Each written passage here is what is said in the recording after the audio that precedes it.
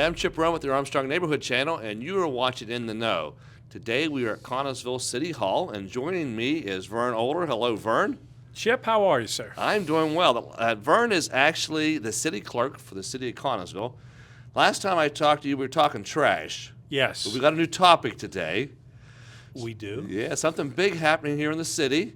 You're going to make some major changes to kind of how we navigate around Connellsville. You want to share with our viewers about what's going to be happening here over the next year? Well, this project has been in the works since 2018-19, and it's finally coming to be.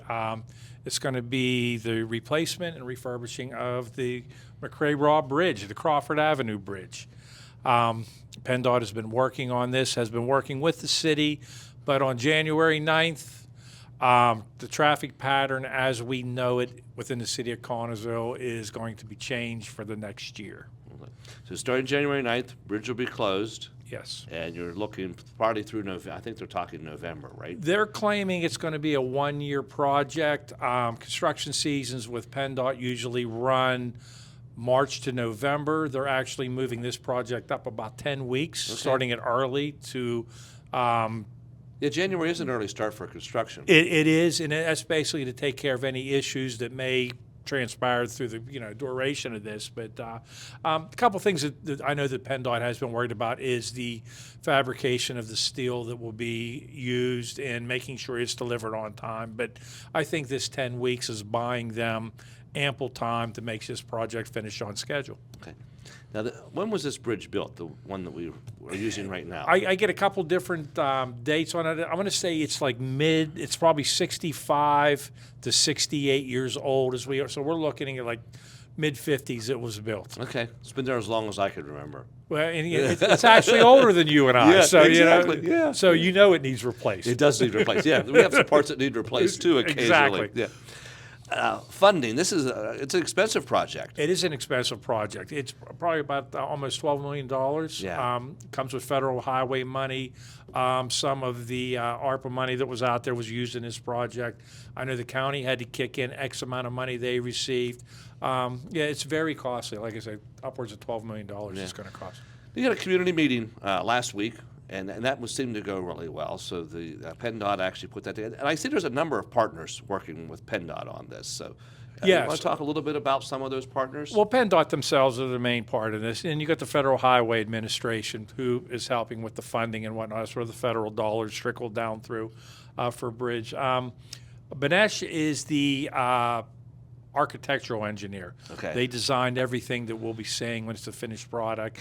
And Mercedes is the engineer themselves, or I'm sorry, the contractor themselves. Okay. And they're already set up in town here, I believe, right? They are. Yeah, I saw some trucks over on the west side. They have actually started. They had a little bit of a closure today on Water Street, something we'll get into with the traffic flow and everything. But they were hanging material to catch the debris that could be falling off the bridge onto Water Street, onto the railroad tracks.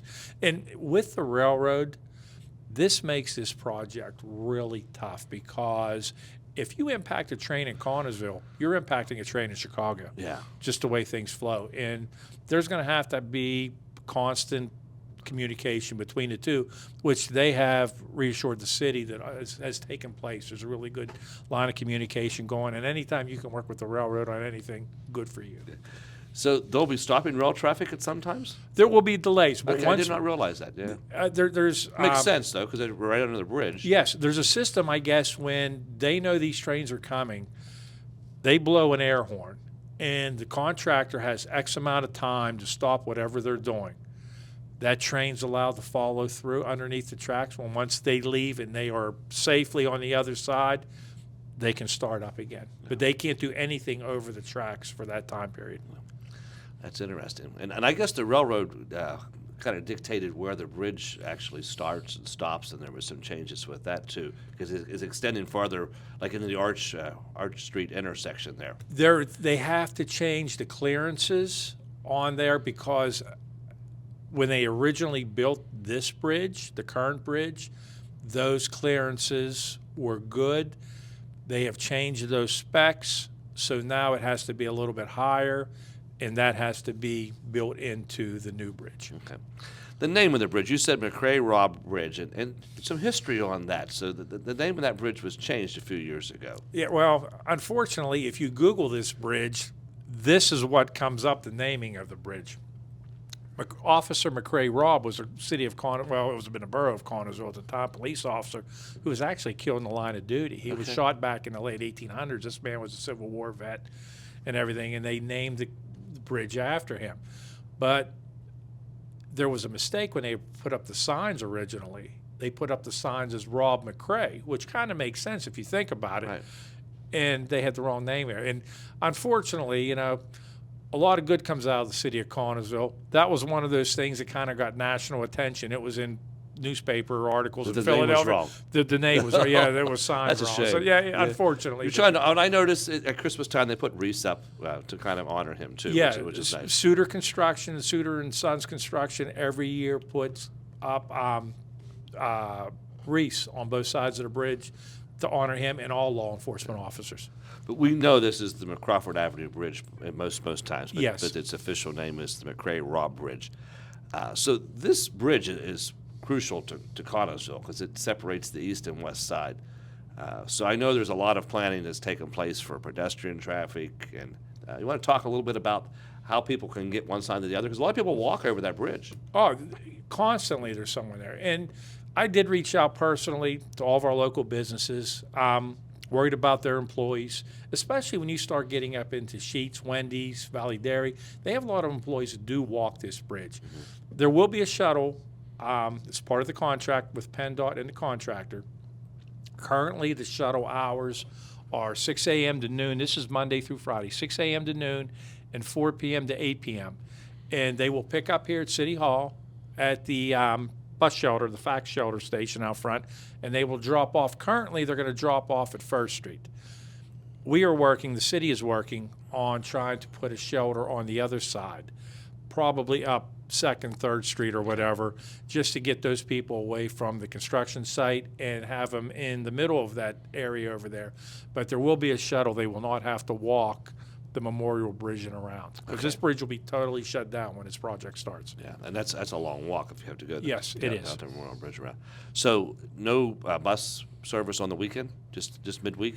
As of right now, no. They're playing it by ear. They're going to see what kind of need they got. There is a phone number that is 724-317-1428. Okay, and that's just related to the shuttle bus? Yes, Okay. and this isn't a taxi. This is Right. going to take you from point A at City Hall to point B, which is currently First Street on the city's west side. Okay.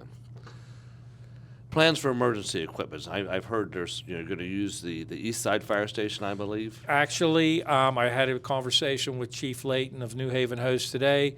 They will be moving fire trucks in Monday. Okay. They want to do some dry runs, see response times, different things like that, which is good just to be proactive with all of the issues that could arise there.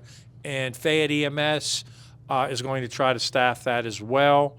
With an ambulance on this with side. an ambulance in that building as well. It's nice that we still have that. I mean, there was Listen, different conversations about what to do with that building over the years. And any time, I mean, I went for a few grants and everything like that. And every grant that I ever had, I always listed it as a public safety building because it is. Yeah. I mean, it has multiple uses. It's a Swiss Army knife as far as buildings. Right. But the original use is what we need now for the next year. Yeah, it's great to have that available. Exactly.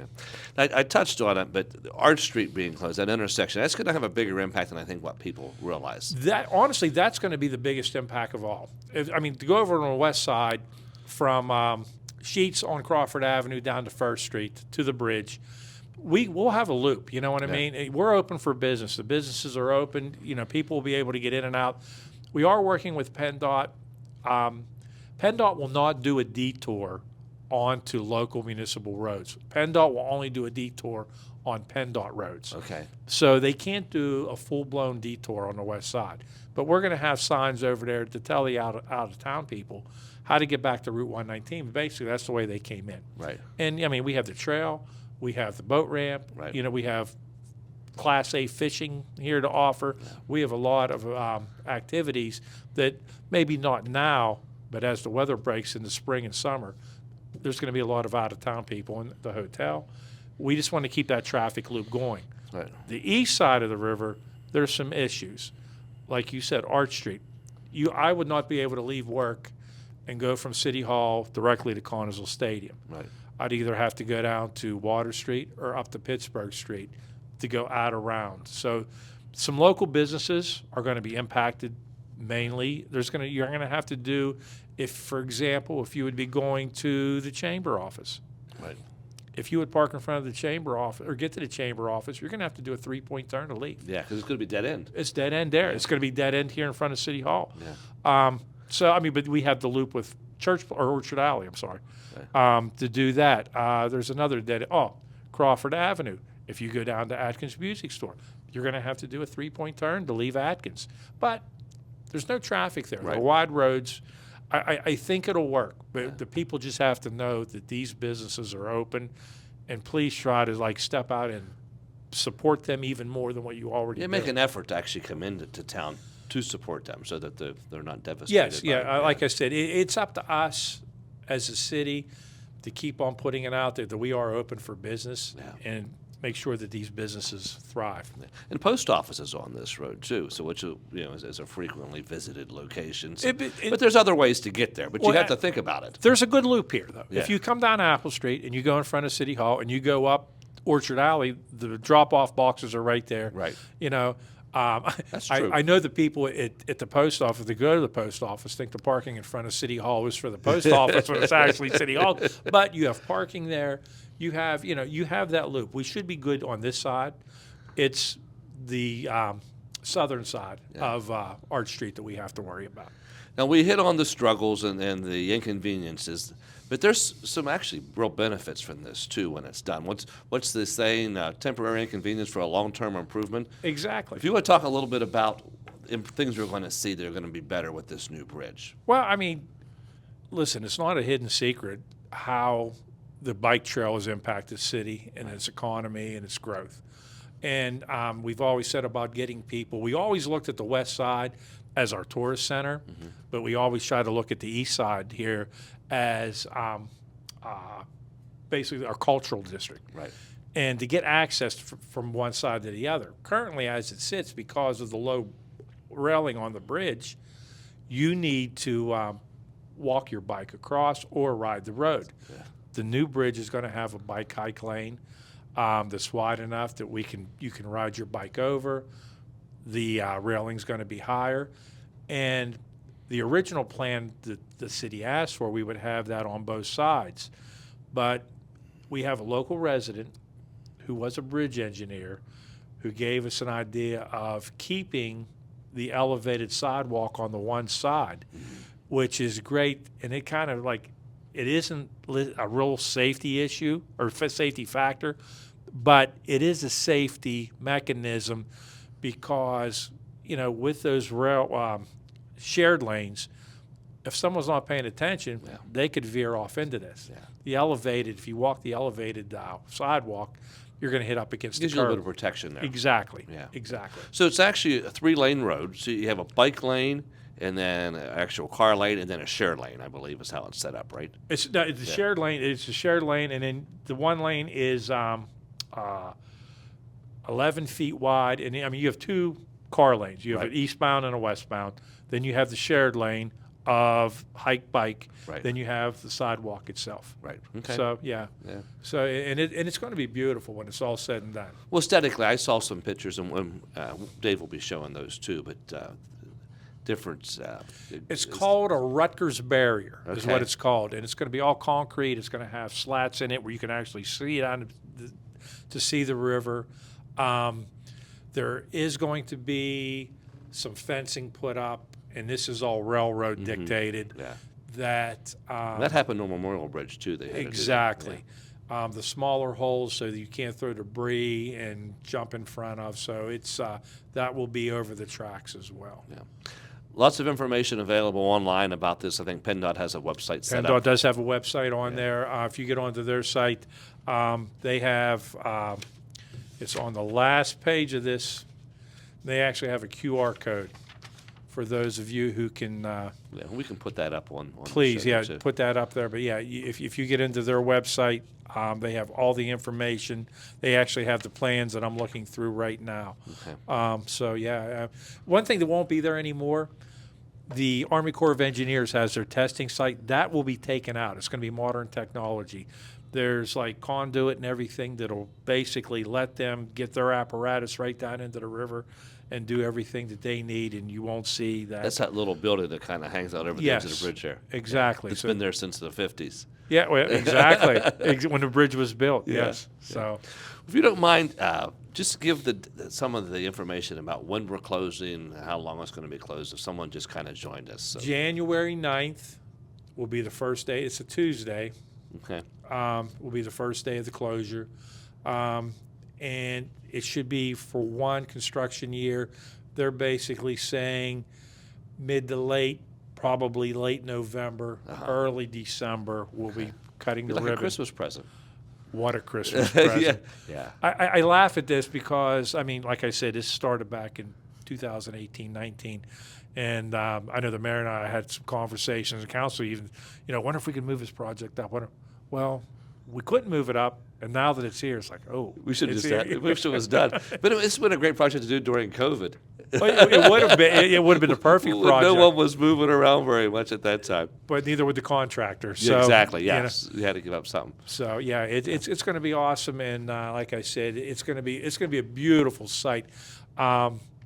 It's going to be a centerpiece of the Yeah, city. it's an investment in the city. It is. Yeah, It it's is. an investment, yes. I So- appreciate that. And the big thing is the city's open for business. We're open for business, like I said. If you have issues, the contact information is there for PennDOT, and as always, call here at City Hall. I'll try to answer any questions I can for you. Fern, appreciate your work for the city, how you take care of the residents here. Thank you. Chip, thank you guys. You and Dave are always here. Like I said, this is some information that the residents and the business owners need, and just be patient. Yeah, patience is key. It really is. Yeah. And now you're in the know.